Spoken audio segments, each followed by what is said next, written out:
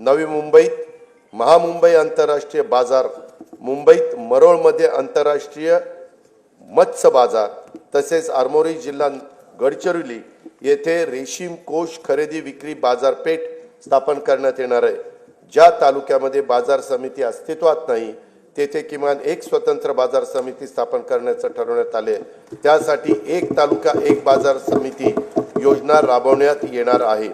कृषी क्षेत्रातील 16,000 मेगावॉट विजेची मागणी हरित ऊर्जेतून पूर्ण करण्याचे उद्दिष्ट ठेवण्यात आले आहे।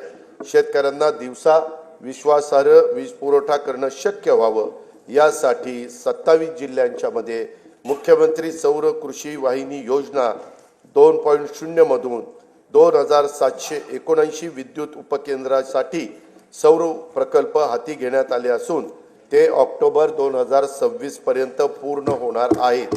जानेवारी 2024 पासून आतापर्यंत 2,90,129 सौर कृषी पंप स्थापित करण्यात आले आहेत। सध्या प्रत्येक दिवशी 1000 पंप या गतीने सौर कृषी पंपाची स्थापना करण्यात येत आहे।